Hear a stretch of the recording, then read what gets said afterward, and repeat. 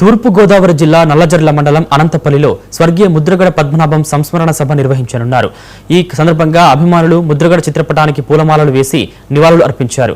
ముద్రగడ ఇచ్చిన మాట కోసం ఎంతటి త్యాగానికైనా వెనుకాడరని, పదవినైనా వదులుకునే ఆదర్శ నాయకుడని అభిమానులు కొనియాడారు.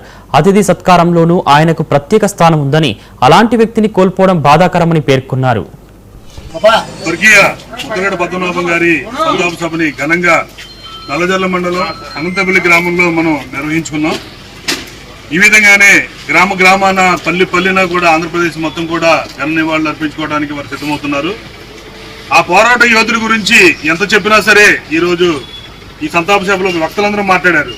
అయితే ఆయనకి మేము మళ్ళీ చెప్తున్నాం, పోరాటానికి నిలువెత్తు నిదర్శనం, అలాగే ఇచ్చిన మాట కోసం ఎంత దూరం వెళ్ళేటువంటి వ్యక్తి, నిజాయితీకి మారుపేరు, మానవత్వానికి మరో రూపమైనటువంటి ముద్రగడ గారికి ఇవాళ ఘనమైన నివాళులు అర్పించడానికి ఈ రోజు అందరం కూడా ఇక్కడ సమావేశం అవ్వడం జరిగింది.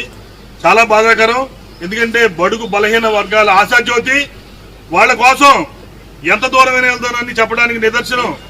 ఈరోజు ఆ రోజున బీసీలకి, కాపులకి స్కాలర్షిప్ల కోసం మీరు ఇవ్వకపోతే నేను రాజీనామా చేస్తానని చెప్పి రాజీనామా చేసి, ఏదైతే మనిషి ఆయనకున్న ఆయుధం పోరాటం, ఆ పోరాటంలో భాగంగా ఆయన నిరాహార దీక్ష చేసి దాన్ని సాధించుకునే వరకు పట్టువదలని విక్రమార్కుడిలాగా పోరాడినటువంటి యోధుడు స్వర్గీయ ముద్రగడ పద్మనాభం గారి